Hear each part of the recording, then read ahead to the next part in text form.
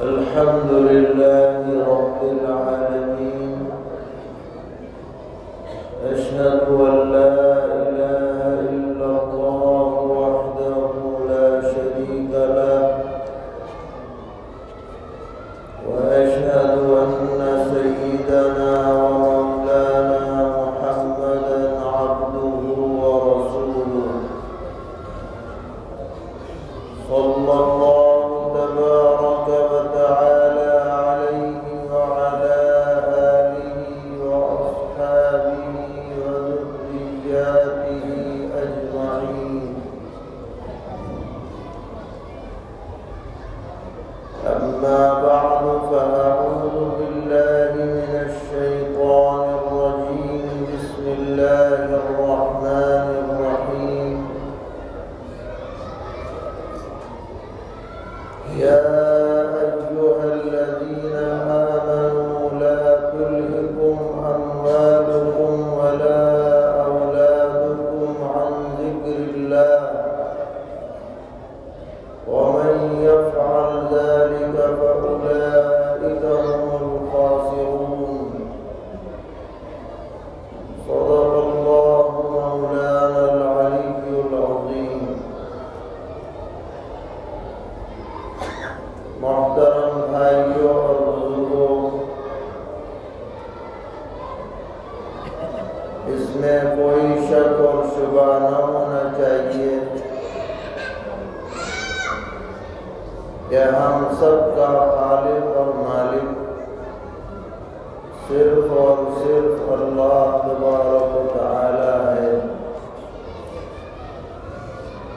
اسی نے ہمیں وجود بخشا ہے، وہی ہمارا پالنہار ہے، اسی نے ہمیں بے شمار نعمتوں سے سرفراز فرمایا ہے. ہر نعمت انمول ہے، قیمتی ہے اور اتنی گراں قدر ہے کہ ساری دنیا کی قیمتیں بھی اس کا مقابلہ نہیں کر سکتی. اس نے ہمیں بولنے کے لیے زبان دی، دیکھنے کے لیے آنکھیں عطا کی، سننے کے لیے کان دیے،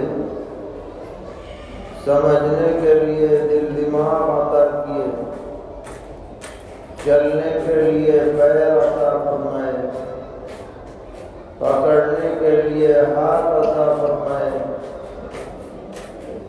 اور اپنی بے شمار مخلوقات کو ہمارے لیے مسخر کر دیا، تابع بنا دیا. گویا کہ ہم ساری مخلوقات کے مخدوم ہیں اور مخلوقات ہماری خادم ہیں. کبھی آدمی تنہائی میں غور کرے کہ مجھ پر اللہ تعالیٰ کے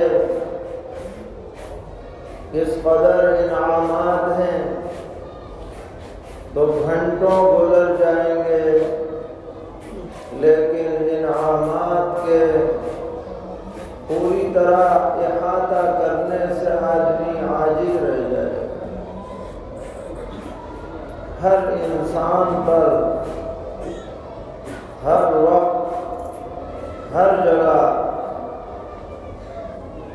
عجیب و غریب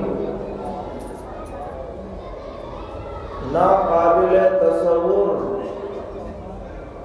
انعامات کا فیضان اللہ تعالیٰ کی طرف سے جاری ہے. ہم دھیان نہ دیں تو یہ ہماری کمزوری اور کوتاہی ہے. اللہ تعالیٰ کی طرف سے نوازنے میں کوئی کمی نہیں. جب یہ بات ہے تو اللہ تعالیٰ اپنے بندوں سے یہ چاہتے ہیں کہ میرا بندہ جسے میں نے سب نعمتوں سے نواز رکھا ہے وہ مجھ سے کبھی غافل نہ رہے، وہ میرا ذکر کرتا رہے، مجھے یاد رکھتا رہے، اس کی زبان پر میرا نام ہو اور اس کے دل میں میری یاد ہو۔ اللہ تعالیٰ اپنے بندوں سے یہ چاہتے ہیں، اور یہ انصاف کا تقاضا بھی ہے کہ آدمی اپنے محسن کو یاد کرتا ہے۔ جو محسن کو یاد نہ کرے، جو محسن کا حق ادا نہ کرے، وہ انسان نمک حرام کہلاتا ہے۔ کوئی عقل مند آدمی اسے اچھا نہیں سمجھتا۔ اچھا آدمی وہی ہے جو احسان شناس ہو، احسان فراموش نہ ہو۔ تو اللہ تبارک و تعالی جو منعم حقیقی ہے، محسن حقیقی ہے، اس کو یاد کرنا، اس کا نام لینا، اس کے سامنے سر جھکانا، اس کی محبت دل میں بٹھانا، اس کی عظمت دل میں قائم کرنا، یہ ہمارا اخلاقی فریضہ بھی ہے، دینی فریضہ بھی ہے۔ اسی لیے اللہ تبارک و تعالی نے قرآن پاک میں جگہ جگہ اپنی یاد قائم کرنے کا حکم کیا ہے۔ فرمایا یا ایھا الذین آمنوا اذکروا اللہ ذکرا کثیرا وسبحوہ بکرۃ واصیلا۔ اے ایمان والو، اللہ کو یاد کرو، خوب خوب یاد کرنا، اور صبح اور شام اس کی پاکی بیان کیا کرو۔ ایک جگہ فرمایا وَلَذِكْرُ اللَّهِ أَكْبَرُ، اللہ کی یاد، اللہ کا ذکر، یہ سب سے بڑی نعمت اور دولت اور عبادت ہے۔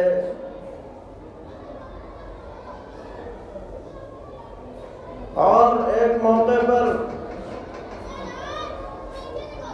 سیدنا حضرت موسیٰ علیہ نبینا وعلیہ الصلاۃ والسلام سے خطاب کرتے ہوئے فرمایا وَأَقِمِ الصَّلَاةَ لِذِكْرِي، نماز قائم کیجئے میرے ذکر کے لیے، میری یاد کے لیے۔ اگرچہ یہ جملہ حضرت موسیٰ علیہ السلام کے واقعے کے ذمن میں آیا ہے، لیکن ہمارے لیے بھی اس کے اندر تنبیہ ہے کہ یہ جو نمازوں کا نظام ہے، صبح اٹھتے ہی فجر پڑھو، دوپہر ہو جائے ظہر پڑھو، سحر پہر ہو جائے عصر پڑھو، سورج ڈوب جائے مغرب پڑھو، سونے کا وقت ہو جائے تو عشاء پڑھ کے سو، اور یہ پوری نماز اس کی ابتدا بھی اللہ اکبر، اللہ کے نام سے ہے، اور اس کا جو انتہا ہے السلام علیکم ورحمۃ اللہ، اس میں بھی اللہ کا نام، اور بیچ کے اندر بھی حمد و ثنا ہے، سورہ فاتحہ ہے، قرآن پاک کی آیات ہیں، انتقالی تکبیرات انتقالیہ ہیں، رکوع سجدے کی تسبیحات ہیں، قعدے کی التحیات ہیں، سب ذکر ہی ذکر ہے، سراپا ذکر ہے۔ معنی کے استحضار کے ساتھ آدمی نماز پڑھے گا، اللہ کو یاد کرے گا، اعضاء و جوارح سے اس کے سامنے تذلل اور عاجزی کا اظہار کرے گا، اللہ تعالیٰ کو اس بندے پر ضرور پیار ہے کہ یہ میرا بندہ بندگی کا حق ادا کر رہا ہے۔ اور جب یہ نماز جو ذکر کا مجموعہ ہے خشوع و خضوع کے ساتھ پڑھی جائے گی، اچھی طرح طہارت کر کے پڑھی جائے گی، جگہ بھی پاک ہو، بدن بھی پاک ہو، کپڑے بھی پاک ہو،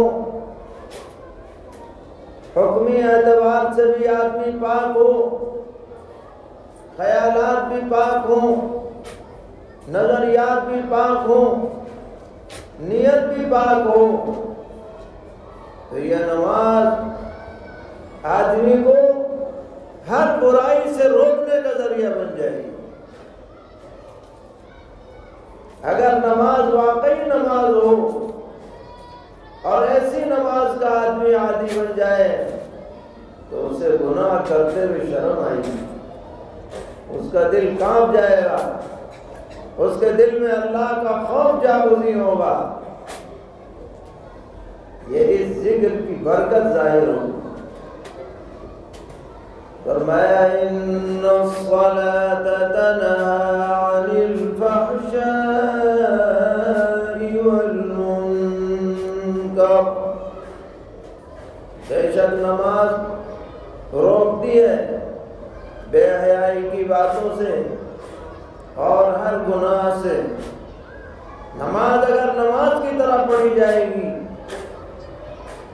تو آج نہیں تو کل نہیں تو پرسوں کبھی نہ کبھی اللہ تعالیٰ ضرور اسے توبہ کی توفیق عطا فرمائے گا، کیونکہ یہ نماز مجموعہ ہے ذکر کا، اللہ کی یاد کا، اللہ کی خشیت دل میں بٹھانے کا سبب ہے، ذریعہ ہے۔ ظاہری پاکی کا اثر باطنی پاکی پر پڑتا ہے۔ جب آدمی باوضو ہوتا ہے، غسل کیے ہوئے ہوتا ہے، تو اس کے دل کے اندر بھی پاکی کا اثر ظاہر ہوتا ہے، یہ تجربے کی بات۔ سرور عالم صلی اللہ تعالی علیہ وسلم نے ایک مثال سے سمجھایا، انسان کے پیچھے دشمن لگ جائے اور ایسا دشمن لگے کہ یہ جدھر بھی جا رہا ہے دشمن پیچھے پیچھے جا رہا ہے، بچنے کی جگہ نہیں، پریشان ہو جاتا ہے، ڈرنے لگتا ہے۔ اچانک اسے ایک مکان نظر آتا ہے، قلعہ نما مکان، یہ اس میں داخل ہو جاتا ہے، دروازہ بند کر لیتا ہے۔ وہ ایسا مضبوط مکان ہے، ایسا شاندار قلعہ ہے کہ وہ جو دشمن کہیں پیچھا نہیں چھوڑ رہا تھا، اس کے قلعے میں آنے کی وجہ سے دشمن واپس ناکام ہو کر کے چلا جاتا ہے اور یہ اس کے شر سے بچ جاتا ہے۔ فرمایا پیغمبر علیہ السلام نے کہ یہ مثال انسان کی ہے جس کے پیچھے اس کا دشمن شیطان لگا ہوا ہے، اور یہ قلعہ جس میں یہ داخل ہو کر دشمن سے محفوظ ہو گیا، یہ اللہ کے ذکر کا قلعہ ہے۔ جو اللہ کے ذکر میں آ جائے گا بڑے سے بڑے شیطان کے اثر سے وہ محفوظ ہو جائے گا، نفس کے اثر سے بھی محفوظ ہو جائے گا اور شیطان کے اثر سے بھی محفوظ ہو جائے گا۔ اس لیے ہر مسلمان کو زبان سے بھی اللہ تعالیٰ کا ذکر کرتے رہنا چاہیے. جو بھی خالی وقت ملے اللہ کی یاد کرو. دکان پر بیٹھے تسبیح ہاتھ میں لو, کوئی آئے بات کرنے بات کرو, جب چلا جائے تو ادھر ادھر جھک مارنے کے بجائے سبحان اللہ پڑھتے رہو, الحمدللہ پڑھتے رہو, درود شریف پڑھتے رہو. حدیث میں آتا ہے ایک مرتبہ الحمدللہ پڑھو, الحمدللہ تملأ المیزان, نیکیوں کا سارا پلہ میزان عمل میں اسی سے بھر جائے گا. ایک مرتبہ الحمدللہ کے. آج جو وقت خالی چلا گیا ذکر سے, قیامت میں افسوس ہوگا کیوں چلا گیا. کاش ہم اور ذخیرہ لے کے آتے تو اور ہمارے درجے بلند ہوتے, مگر اس وقت کا افسوس کام نہیں آیا. آج یہ فکر کرنی, اوقات کو ضائع نہیں کرنا ہے. زبان پر اللہ کا ذکر ہو, دل میں اللہ کی یاد ہو اور اس کا استحضار ہو. ایسی زندگی ہماری گزرے گی تو شاندار زندگی رہے گی یہاں بھی اور آخرت میں. لیکن عام طور پر انسان غافل رہتا ہے اللہ کے ذکر سے, اور زیادہ تر غفلت کا سبب بننے والی چیزیں وہ دو ہیں. یا تو مال کمانے میں اتنا مشغول ہوتا ہے کہ اللہ کی یاد دل سے نکل جاتی ہے, یا اولاد کی پرورش کے اندر اولاد کی محبت میں ایسا مجنون ہو جاتا ہے کہ اسے بس اولاد ہی کی دھن رہتی ہے, اللہ تبارک و تعالیٰ کے حق کو ادا کرنے سے غافل ہو جاتا ہے. تو اللہ تعالیٰ نے تنبیہ کی ہے اس آیت مبارکہ میں, یا ایھا الذین آمنوا لا تلہکم اموالکم ولا اولادکم عن ذکر اللہ. اے ایمان والو, تمہیں غفلت میں نہ ڈالیں تمہارے مال اور تمہاری اولاد اللہ کی یاد کرنے سے. مال اور اولاد اپنی ذات کے اعتبار سے برے نہیں ہیں, لیکن اگر یہ خالق و مالک اور بندے کے درمیان تعلق میں حائل بن جائیں تو ضرور برے ہیں. مال اپنی جگہ, اولاد اپنی جگہ, مگر اللہ کا حق سب سے اوپر ہے. مال کمانے کی وجہ سے آدمی نماز چھوڑ دے, اولاد کی وجہ سے آدمی اللہ کے منادی کی آواز کو سنی انسنی کر دے, یہ بہت بڑی محرومی کی بات ہے. فرمایا وَمَن يَفْعَلْ ذَلِكَ فَأُولَئِكَ هُمُ الْخَاسِرُونَ. اور جو اولاد یا مال کی وجہ سے غفلت میں پڑ جائے اور اللہ کی یاد کو چھوڑ دے, یہی لوگ ٹوٹے اور نقصان میں ہیں. چاہے دنیا کتنی ہی کما لیں, اولاد کتنی ہی ہو جائے, مگر اگر اللہ کی یاد نہیں ہے تو یہ ٹوٹے اور نقصان میں ہیں. یہ کامیاب انسان نہیں ہے. ہر مسلمان کو, مرد ہو یا عورت, بڑا ہو یا چھوٹا, امیر ہو یا غریب, اللہ کے ذکر سے, اللہ کی یاد سے غافل نہیں رہنا چاہیے. یہی اس آیت کا پیغام ہے. اللہ تعالی ہم سب کو 100% اپنی نعمتوں کی قدردانی, شکر گزاری کی توفیق عطا فرمائے, اور ہماری کوتاہیوں کی وجہ سے ہمیں اپنی کسی بھی نعمت سے محروم نہ فرمائیں، ہم سب کو ذاکرین و شاکرین میں شامل فرمائیں۔ وصلی اللہ تعالی علی خیر خلقہ محمد وآلہ وصحبہ اجمعین برحمتک یا ارحم الراحمین۔